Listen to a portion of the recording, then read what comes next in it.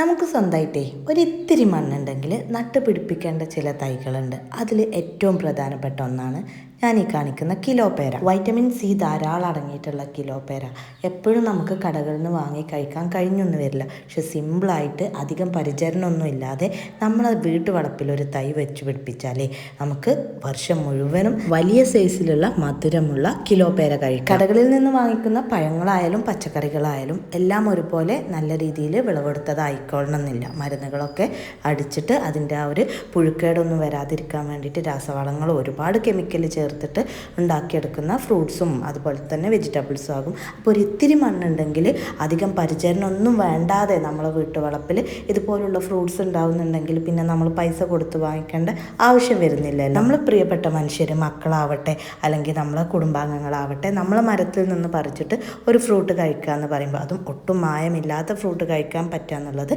വലിയൊരു സന്തോഷം അല്ലെങ്കിൽ വലിയൊരു അനുഗ്രഹം തന്നെയാണ് അല്ലേ. ചെറിയ പൈസക്ക് നമുക്ക് ഈ ഒരു കിലോപേരൻ്റെ തൈ കിട്ടും. ഇതിൻ്റെ ഉള്ളിൽ പിങ്ക് കളറാണ് വരുന്നത്, വൈറ്റ് കളർ ഉള്ളതുകൊണ്ട് നമ്മളിത് വാങ്ങിക്കുന്നത് കിലോപേര എന്ന് പറഞ്ഞിട്ട് തന്ന തൈയാണ്. അത്യാവശ്യം വെയിൽ കിട്ടുന്നൊരു സ്ഥലത്താണ് നമ്മൾ വെച്ച് പിടിപ്പിച്ചിട്ടുള്ളത്. അതുപോലെ തന്നെ ചാണകം, കാര്യമായിട്ട് നമ്മൾ ചാണകം തന്നെയാണ് ഇട്ട് കൊടുക്കുന്നത്. നല്ല വെയിലുള്ളത് കൊണ്ട് തന്നെ കായ്കൾ നന്നായിട്ടുണ്ടാവും, വർഷം മുഴുവൻ കായ്കളുണ്ടാവും.